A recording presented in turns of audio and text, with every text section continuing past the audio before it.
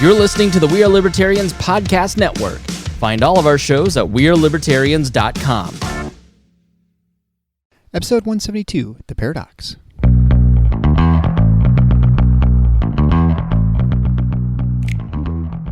Welcome to The Paradox with your attending, Dr. Eric Larson. He is a practicing anesthesiologist and clinical assistant professor at Michigan State University College of Human Medicine. Listen in as he takes you behind the scenes of what practicing medicine in today's ever-changing world is like with another doctor. The Paradox is a fun and accidentally informative show for physicians, patients, or anyone who has ever found themselves in a waiting room.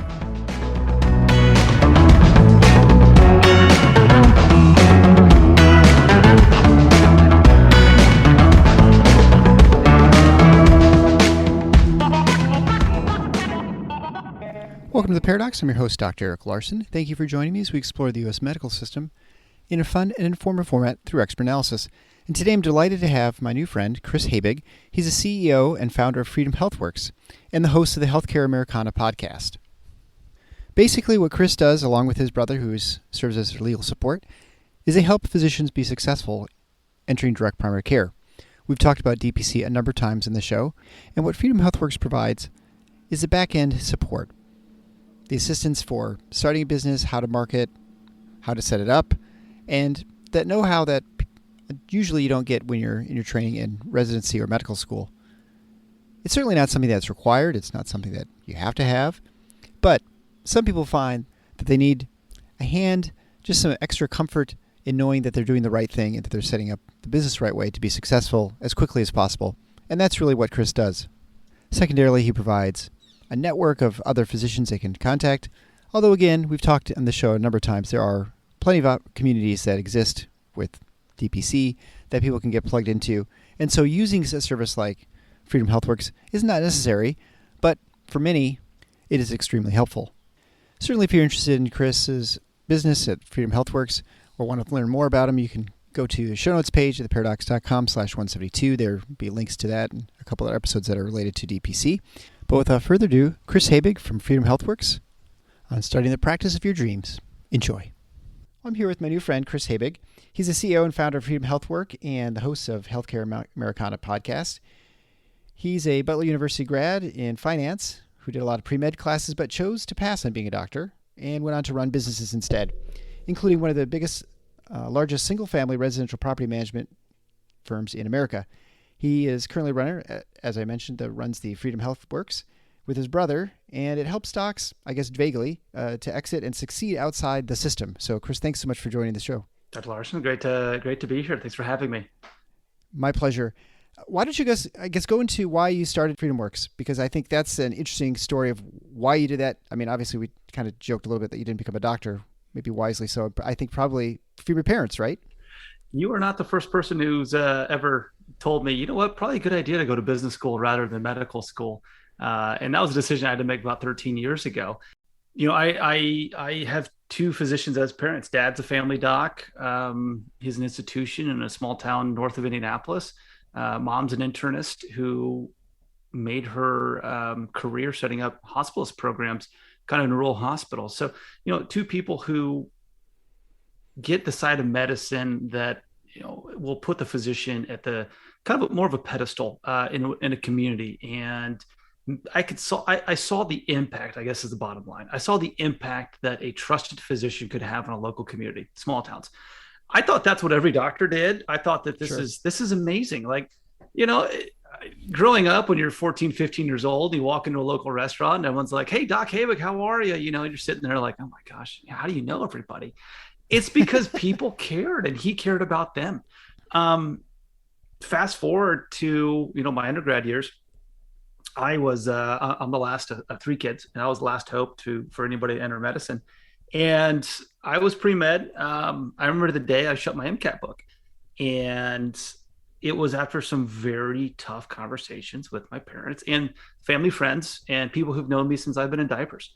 And, you know, a very strong medical community who said to a T, absolutely 100% of them said, "Chris, I would not go be a doctor again if I was in your shoes." And okay, I'm 21, 22 at that time. fairly impressionable. People have called me strong-willed, to be nice about it before.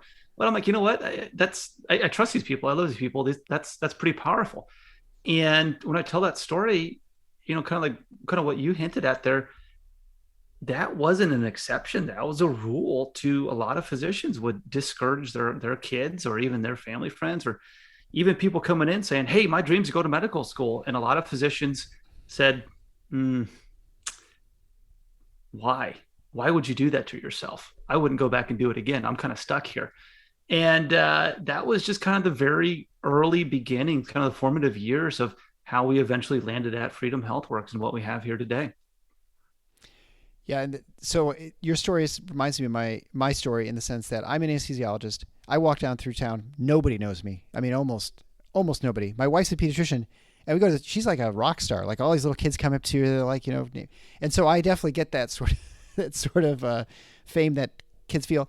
And I think, my story is a little bit different now. I think the way my impression of going into medicine, like I remember when I first finished, I would always say, well, make sure you really want to go. Like you have to be really passionate about it in order to go and make it through.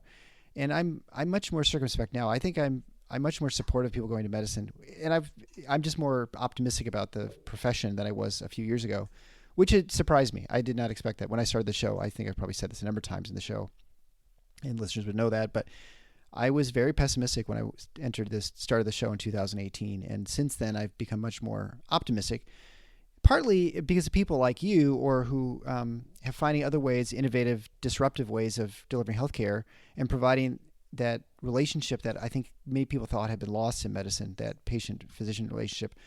I mean, I guess is that sort of is that the impetus for your company in some ways, to try and rekindle that? It's everything. That's the central thesis to why we started this, and looking at, just to take a step back to what you just said, and I'm sitting here nodding my head like, oh yeah, now every single physician that we work with at Freedom Healthworks recommends people go into medicine. I remember the day that, so my dad is a client of ours, and he has his membership-based practice, direct primary care practice. Depending on what part of the country you're in, you kind of call it something a little bit different. Yeah, sure. It's an insurance-free practice. Let's just, kind of level set there. And he called me, and their practice was open for a couple months, and Freedom Healthworks helped them set up through business development, through all those different steps to creating and installing membership-based care, saying goodbye to Medicare, saying goodbye to insurance practices, and installing that real low monthly fee structure. He called me. He said, "Chris, you're never going to be able to happen to me today." I, for the first time in 20 years, told somebody, yes, medical school is a great idea, but only if you go into this type of a model. And he was genuinely excited. Like, this was a kid in a candy store. My dad was in his late 60s when he did this. And I just wanted to call out that story because, for the first time, like, I'm hearing these stories again, and it's refreshing to me to be on this side saying, oh my gosh, like, medicine's always been very true and dear to my heart. There's a lot of great people out there. The smartest and brightest people in the world, especially with our communities, are choosing to go into medicine, and they're doing it because they want to take care of other people. So let's help them succeed. And so that's where Freedom Healthworks was kind of born. It's a very personal story and very family oriented that, mom and dad were going to retire. They said, you know what, after 30 years of practice, we can't do this anymore. It's too expensive to run a practice. Our reimbursements are getting delayed. I'm not even sure why we call them reimbursements. This is our services. This is our time and our expertise and our education that we're putting out here. Why do we have to wait 6 months for, somebody to say, you're not worth that much? They're like, we're done. And like I said, like, they're physicians in a growing town now. But dad's been there since like 1982. And like, this guy could run unopposed for mayor and just be elected in a landslide. Like, everybody knows him. It's like, and he's got like Citizen of the Year and does like the Friday night football games and stuff. And we're like, why are you retiring? And they told you that, and we said, well, he's an FAA senior medical examiner. He loves flying. I do too. It's a passion of mine. And we said, well, why don't you just do FAA exams and just take cash and put a shingle out there? And he kind of sat back. He's like, that's interesting. I'm not sure that's legal though. I think I have to do business with insurance companies. All of a sudden, bing, bright idea light comes on. let's talk to some other physicians who might have some misconceptions of what it is to go back into independent medicine. And so we spent about a year and a half just learning different models that existed around the country at that time. And it was 2014. There were docs doing membership-based care out there. They were doing all kinds of different things. Some were more of a concierge model, and some were more of a, when someone walks in my practice, I start a stopwatch and they pay me by the minute. And so we got the privilege and kind of the advantage of cherry picking a lot of different models in order to kind of build this business case and build this business model around to see what would happen. And there were some missteps very early on, but that's really how we got started in Freedom HealthWorks is, like I said, I went to business school. A lot of physicians, have very little business education. Not saying that it accounts for a lot of success factors, but if we can be kind of the business side and they get to focus on patients, I think that is a wonderful, wonderful partnership that can really blossom. It's interesting because, if you are not happy with what you're doing, you're never going to want anyone else to do it. But as soon as you're happy with doing it, and to that point, you want people who are taking care of you to be happy with what they're doing. And so that it saddens me to think that there's so many people who are just kind of slaving away in a job because they're not going to provide as good a care. It's not going to be the same experience as a patient or for the physician for that matter. Right. So I totally agree. You really have the passion. I have so many stories because I get the privilege of talking a lot to a lot of physicians, and I know you do too. But one thing that you said really sticks out is we have a dear family friend who was running the family medicine department at one of the med schools, and she said, by the very last day, I got yelled at by an administrator because my residents were taking too long with patients. And I said, Can you imagine if you are a patient and you hear a conversation in the hallway? It wasn't secret that the doctor's taking too long with you.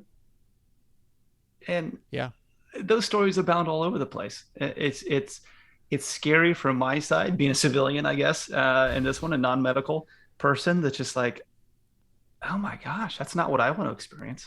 That's the exact opposite of what anybody wants to experience when they're sick or they need treatment from somebody that they trust. Yeah, absolutely. No one wants to be told that they're wasting your time or they're taking too much of your time, even if that might be the case, right? Like sometimes people talk too much. So I guess explain a little bit what you do, because people on the show or listening to the show are familiar with direct primary care. They know it's like a concierge, but not with insurance, generally speaking. Just like, as you said, depends where you live and what people recognize as what the care is called. I guess, come to it from two ends. One is just explain what you do. And then if someone's listening and say, I've always thought about leaving whatever, hospital system X, whatever, and I want to go do my own, but I'm worried that, the big concerns, I guess maybe you can go through that. So why don't you just talk about what you do and then we'll sort of go on from there. Yeah, the general business model that we work with is, patient panel of about 500 patients.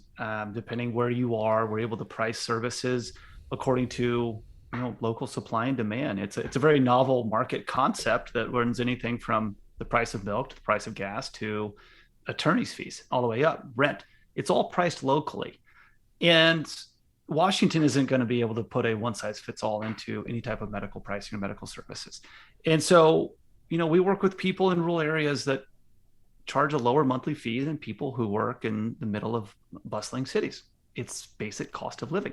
So the model that we install is 500 patients. You see about 6 people to 8 people, depending how long you want to take, for a visit per day. So about 45 to 60 minutes. And then, you build in kind of what we call fire breaks for virtual care. And what I mean by virtual care is pretty much a lot of text messaging. People want peace of mind, sure. And that's especially with primary care. So, we mostly work with general practitioners, family doctors, internal medicine, and pediatrics. Those are like the 3 or 4 main specialties that are really taking off. And they're the gatekeepers. That is kind of what primary care encompasses. So it's a lower patient volume in total. With that goes a very low overhead too. Typical physician's office that sees 25 to 4,500 patients has about 5 to 6 full-time employees per physician. That is a massive amount of overhead. Not to mention the space requirements. Our model takes a single physician who can run this on their own with our help, Maybe they hire a front office person to just kind of do some scheduling and some of the smaller tasks, rooming patients if you want to, but it's kind of up to the physician to build it how they want to. So a very lean business model with about 500 patients. And I tell physicians that your patient care is going to increase because your touch points go from about 3 to 4 in a typical practice to 20. The average patient in a Freedom HealthWorks practice is they talk to their doctor about 20 times a year. And about 15 to 17 of those are all virtual or text-based or kind of phone calls. And what that does is allow the physician to, again, I provide kind of that counseling, that almost therapy, that peace of mind. It's not just dealing with acute and chronic diseases, but it gets to establish that relationship. So with kind of the kind of framework of our model spilled out there, it's a fifth of the patients and basically twice the money from an income standpoint. So people are like, okay, that's a pretty good lifestyle trade. But the main question is, do I get to take better care of patients? And the answer is, yeah, like we talked about, the doctor-patient relationship is alive and well. We have clients who are doing house calls. We have clients who have met people out at soccer fields because the 8-year-old just sprained the ankle and they need to know whether they need x-rays or not. We've had clients who have walked into emergency rooms and pulled their patients out and told them, you do not need to be here. What are you doing? I just saved you $3,000.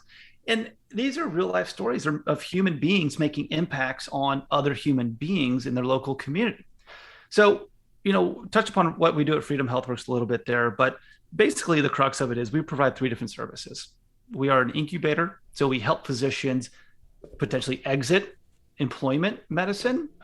Say you want to leave a hospital and start up your own independent practice. We will help you do that. And we will guide you through a proven process that will get you from day 1 to about day 90. And at the end of that, you come out, you are a business owner, you are a practice owner, and your practice is ready to start seeing patients and making money utilizing a very barrier-free practice with this membership type of a model. So you get recurring revenue, you get time with people, and you don't have any of the kind of BS in between there. Then we put a different hat on. We move to accelerator mode. That's our kind of our support functions. And we say, all right, let's go get your goal, your number of patients. Some docs want 200, some docs want 500. Some docs want a multi-clinic. Some people want to hire and say, hey, look, everybody in the world should have this. So let's take it out there. Let's spread it like wildfire. And we say, okay, great. We'll be here helping you do it, but this is very physician-led. And then the third one is what we call community. Private practice as a solo physician can be very lonely. And I do not want to discount that because I'm a very social person. I thrive off of being able to throw ideas around. And when you take somebody who's been in a hospital setting, whether they enjoy that or not, there is still some camaraderie there. They have an ability to ask some associates and some physician colleagues, how they should handle different things. And so we connect all these practices together, kind of behind the scenes, so that physicians are never alone. We always say that working with Freedom HealthWorks, starting up your own practice, you are independent, you are not alone. So those are the 3 kind of main service areas in which we touch. Going into more detail, it's 160 some steps to our launch process. There are hundreds of man hours that we invest for you. This isn't just some checklist. This isn't just hey, go read my book and you'll be able to set it up from there. We're doing everything for you. And, when people say, well, why should I work with Freedom HealthWorks instead of go doing it my own or doing this? And it's a really easy answer. We save you time and we save you money. And there's absolutely no question about that. So the biggest barrier, I imagine, for someone let's say someone's been in practice for 10 years and they've got, I don't know, maybe they have a no compete clause in their contract. Maybe they don't. I think that's something maybe you could address as well. The big question is, if I move to this, am I going to have tumbleweed going through my exam room? How do I get my patients who know me and who follow me, or how do I get them to follow me into my new practice? That's got to be the biggest concern for most people, because I'm sure the conceptual, like, I see less patients, I make about the same money or more. It's a win-win, right, for the patient and the care I can provide. But am I going to actually have anyone to care for? There are 3 main risks, and that's one of them to anybody starting any business out there. One, operational. I don't know how to run a business. What do I do? There is a financial risk. How can I afford this? If I don't have enough money right now, what are my options? And then there's the market risk, like you just said. Is anybody going to show up? Is anybody going to buy my service, buy my product? Somebody starting in a business in 2022 right now is in a better spot just as a macro level than when we started back in really our first practice went live in 2016, because people understand this model from a consumer standpoint and businesses understand it. So when we go into a new practice or sign a new client and say, all right, here's all the steps we're going to do, we do a lot of education around this topic, this kind of boogeyman out there called marketing. Marketing can be a very scary word to people because it encompasses a lot and it's constantly changing. And so when we say marketing, it's like, okay, let's start with your branding, your logo. How do you talk about your business? What are your slogans? What are your colors? How are we going to get word out in the local community? And you go from there and you start building things like websites. You start building multi-channels so people can get information and get the right information, cut out the noise. If we have a physician who wants to basically write War and Peace on their website, we say, that's really not a good idea.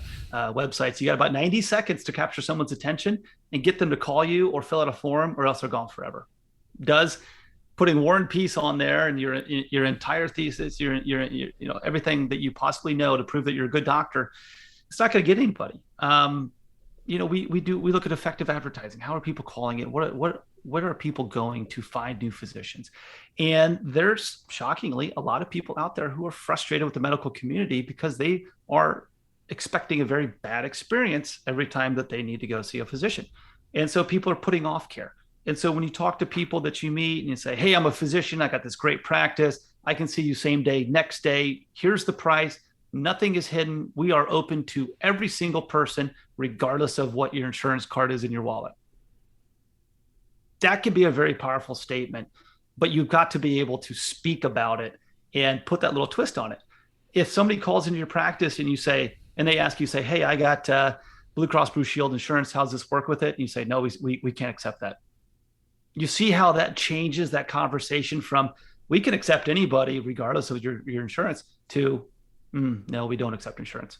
So Right. Little things like that make a big difference. And 75% of these practices grow by word of mouth marketing. It is great patient experiences. It is happy people actually getting to spend time with physicians. And that's what we find consumers really, really want above all else. Do you find the market changing a little bit in the sense that maybe now you see more employers looking to usher their patient or their employees into a direct primary care model, or is that not yet happening? I mean, because I feel like that's ultimately where the market will end up, but is it there yet? A little bit. It is gaining speed because, employers, they're getting throttled with increases on their plans, and their employees do not understand plan benefits. Plan benefit design is something that is very murky. Nobody really understands kind of what goes into deductibles, out-of-pocket maximum, premiums, co-insurance, co-pays. There's a lot of terms right there that the average American is going to look at that and say, well, what in the world is this? And then they're going to start realizing that you're taking more and more money out of their paycheck, or a business is going to start realizing that, you know what, if we stop providing benefits, we could hire 2 to 3 more people. I mean, that's a huge chunk of money. And so to answer your question, I think the answer is yes, that employers are waking up to it. I've never seen employers as kind of the silver bullet that really makes this industry go. We've always focused on retail patients because there's higher utilization out there from retail patients. When people choose to join your practice, they're not going to go anywhere unless a life event happens. They're going to become multi-generational patients. So let's invest a couple $100, into advertising, grab a retail patient, because that person's going to be there for years. That person's kids are going to be there for years. Too many times I see practices go after employers, and some have been very successful, but others say, you know what, we got this big employer on here. They were most of our business. And then the plan changed in a year or two and we lost everything. And those are the only practices that failed during the COVID pandemic. I think that's a worthwhile thing to call out. Every other DPC practice out there actually grew during the COVID pandemic, which is, again, setting them apart from traditional medical offices that accept insurance. So kind of a long answer to a short question there, Doc. So I apologize, but it is gaining steam. In my mind, it's the companies who have less than 50 employees who are really looking to this as a way to attract and retain talent, because now I can actually provide a tangible benefit. I'm going to give my people an actual real doctor that they can call and actually get seen, and not just some kind of insurance plan that is out in the ether and you don't really want to use it because it's too expensive and you can't afford it anyways. You'd say it's a unique product that people actually value and that they see as a benefit to working for you, to have that sort of Absolutely exposure. Most of the people I've talked to at DPC are either internists or family medicine. You'd mentioned pediatrics. I've talked to a couple pediatricians who've gone into this, but I have a friend who's been on the show a couple times, Dr. Edison, and she's skeptical that a pediatric program could work because she's like, patients, they're not willing to pay for their kid coming in once a year, right, for membership base, and all those things, right? And so she doesn't think that actually it is a viable model without having a family practice aspect to it, that you can't just do peds. And then with the vaccinations as well, that it's hard to get access to vaccines and store them, from an overhead standpoint. it is if you're a solo practice and not part of a community like Freedom Health Works. And I say that not to toot our own horn. I really don't, but a single practice with a couple hundred people is not going to be able to get any attention from any medical vendor out there. They're just not. You have no negotiating power whatsoever. So I completely agree with that sentiment. Solo practice completely by yourself is tough. Again, I'm the biggest cheerleader in the world for the docs who are able to do that, but it is a lot harder rather than joining with something that is an independent organization of like minds. I was kind of smiling when you said that because we got a note here today from a patient of a pediatrics practice here in Indianapolis, and their 9-year-old fell today, busted his chin open, needed stitches, and so they ran into the clinic. It was $100, and they were out, in and out like that. You contrast that with, I don't know what, an urgent care. What would somebody do in that case to take care of a kid? Urgent care, yeah. ER maybe. Yeah. You're just not gonna get that level of service and that level of immediate action. And so I have two little kids. Our doctor has been invaluable. I don't know how any parent raises a newborn, let alone their first kid, without a physician on speed dial or able to text them in the middle of the night. I do not understand it. Kudos to the people that do, because there's every little squeak and rash and cry. Is this normal? Is this okay? And you just want somebody to say, yeah, this is okay. This is normal. This is fine. Somebody who's going to take time to walk through, vaccine options and say, okay, at 6 months, here's what we're getting here. This is what we see. And, being able to ask questions from your kid's care has been, I don't know, very de-stressing, I guess, as a parent. So I love the fact that pediatrics are growing like crazy. And from a marketing standpoint, I would tell any pediatrician out there that once you have one happy mom, you're going to have a whole lot of happy moms calling you who want that exact same level and who are tired of taking all the kids into, for one kid's doctor's appointment and piling into a waiting room full of sick people and waiting there for an hour, trying to prevent chaos from erupting. Sure. Yeah. I mean, I can definitely see the advantage. I can always see the advantage. I'm not in primary care, but I can definitely see the advantage from the physician standpoint, and certainly from a patient perspective as well. As long as the price point's one that you can stomach and works for you, it makes a lot of sense. What do you think is the main barrier to physicians right now going into this model? Is it just lack of knowledge? Is it comfort within the current system? Because my impression is they don't like the system they're in. Very few physicians are happy with working for a big box healthcare system. That's my impression. And maybe I just talked to the wrong people, but I think that's probably pretty accurate. There are multiple studies that, put that number. I've seen 73 all the way up to in the 90s of dissatisfied physicians with the current employment structure in the current hospitals. By and large, the biggest barrier is education. I've seen some numbers that about only a third, maybe, physicians in our country know that this type of a model even exists, have ever even heard of it, don't even know the details. There are some people out there that financially cannot make it work, whether they are overextended, whether they've gotten bad financial advice. It can be a very, I hate the word risk, because risk would imply something that no one's really ever done before, or that there's negative outcomes. There's uncertainty starting every business. And this is no different. If I go outside and start a hot dog stand, there's an uncertainty that it might not be successful. But I wouldn't say it's a risky venture because there's a tried and true method of doing this. And so, along those lines, people have to be willing to say, all right, I am going to effectively start a second career. I am still a physician. If this doesn't work out, the investment is very minimal. Most of our practices are profitable within $20,000 to $60,000 worth of investment, and that includes working capital. And I mean, there's a lot of misconceptions that the number is actually 3, 4, 5 times that, and it's really not. If you run a smart business and you act diligently to invest smartly and invest in the right areas, the return potential on this type of a practice model is incredible. It really, really is. So with that, yes, there's a lot of physicians out there who are addicted to salary. It is a great way to make a living, but you're working your tail off. And if you can do it for 35 years because you're a slave to that paycheck, okay. All right. It's not how I would have chosen to live my life, but if that's what you want to do, great. That's fine. At the end of the day, you are still a physician. So if your business does not take off or does not achieve the success you want, guess what? You're going to have a job tomorrow. Right. And then you get to try again. You get to cut expenses. You get to live the lifestyle that's like, okay, I'm going to put my nest egg away. Maybe my business was underfunded before, because I'm not shying away from the fact that this is not just hey, this is a free thing and you build it, everybody shows up. You have to work for this. But again, that's why you're a physician. It's not harder than medical school. I can guarantee you that. It's going to be a little unfamiliar, but there are good people out there that want to see you succeed. And I would say, make sure you get the right advice from the right places, but do your research. If you need help, ask for help. It's okay. I'm sympathetic to the doctors are usually the ones that have to have the answers, whether they know them or not in the exam room. And that's not the case in the business world. There are a lot of smart people out there willing to help you and support you and not be oppressive in it so that you can go back to being a doctor again.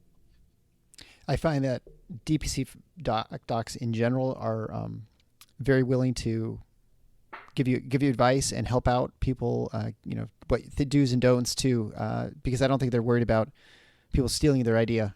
Yeah, they've got plenty of business, right? It's like, you're not going to take my patients. You're 10 miles away from me. Competition. Yeah. Competition is a word that just does not exist in this industry's vocabulary. The only thing I would say is there are a lot of DPC doctors out there who have made mistakes. And when I talk to them about, this is why Freedom Health First exists. And, some of them have even told me, well, it's healthy to make mistakes. So that's how you learn. I'm like, ooh, okay. On one hand, I do agree with that. But if that's a $10,000 to $15,000, $20,000 mistake, that has real implications on a business's bottom line. So let's avoid those big ones. Let's make a mistake, that I didn't schedule somebody for a 50-minute visit when it should have been a 30-minute visit. Let's make those kind of mistakes, not the big checkbook-oriented mistakes. Yeah, and I feel looking at the generation coming up, and boy, I'm already sounding like an old man here, but there definitely is more of an emphasis on a full life or not just being defined by your career. And I feel like when I see the younger partners who come in, they're not quite as committed to working crazy hours. They want to make sure they have time with their family, vacation and things like that. And it causes maybe like a generational, not a rift, but certainly trying to figure things out within our practice, for instance, people have different ideas of what they want to do, what being employed as a physician means. And so I can definitely see how DPC is very appealing for this sort of generation. Of course, the big problem, of course, is if you're coming out of school, oftentimes you're saddled with pretty impressive debt. And that is the big giant carrot that these healthcare systems hold out. Say, well, we'll take care of your debt. You work for us for, 5 years or whatever. How do you take care of that? Because, if you have someone coming out of school with $250,000 of debt, which is not that unusual, and you say, hey, I want you to start a business. No one knows who you are in this town, right? Is that something that's worthwhile, or do you say, you know what, maybe you just work and get cut your teeth in the regular health system for a couple of years? Or how do you get people through that? Because that seems like a big barrier for people coming right out of school. Yeah. So how do you compete with a local not-for-profit hospital that pays no taxes and will waive your debt after 7 years of servitude? That's tough. In no uncertain terms, right? your friendly nonprofit hospital. Gosh, that's a kind of a loaded subject right there. What I've seen is that we have a misconception on student debt, and I do agree with you that medical school is sometimes prohibitively expensive. But I think about a quarter of new residents come out with like $200K or more in debt, right. And others have a little bit more approachable levels. It's if they are willing to live a little leaner, not in poverty for a little longer, and they have the cash to support it, they can be very successful, because I think that builds good business habits. Apart from that, if someone says, look, I really want to do this model, I don't have any income or any savings to invest in this. What we're actually seeing is that the later stage DPC doctors are begging for apprenticeship, might be the wrong word, but more of like a post-residency externship.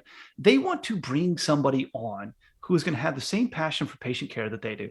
And what would be really cool is if we could do this all over the nation, because we're doing it in spots and here and there right now as the desire comes up. But you have a physician in their 60s who, probably peak anywhere from the late 50s or early 60s is where physicians usually peak in a career set.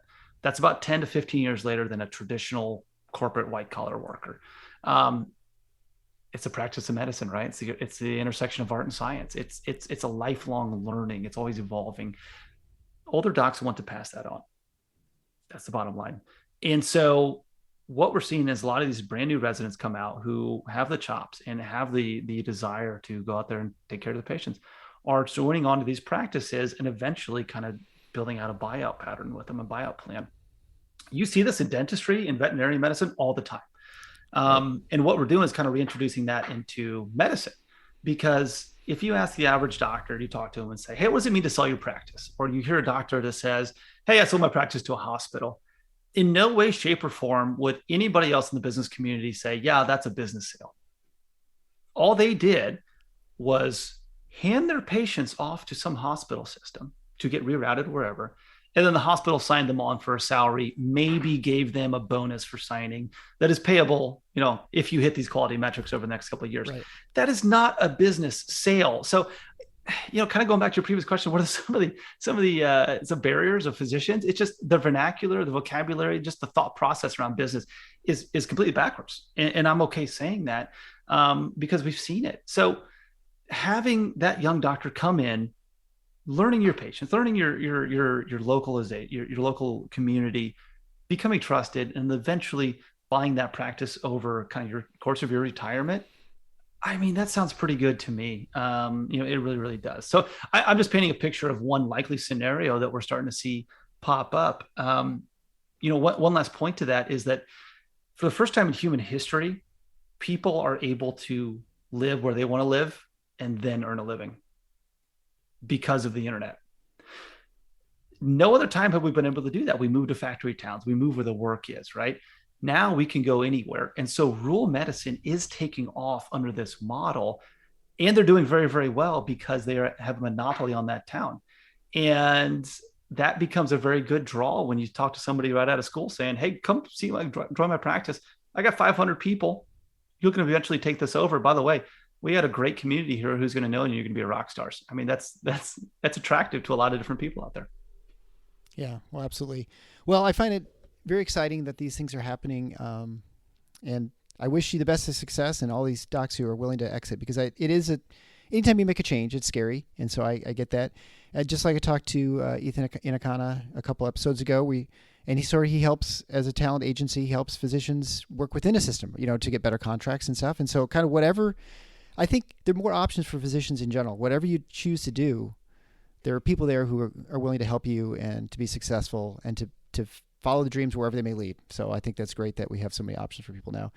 Well, Chris Habig from Freedom HealthWorks and Healthcare Americana podcast. Thanks so much for being on The Paradox. I appreciate it. Dr. Larson, it was my pleasure. Thanks for having me.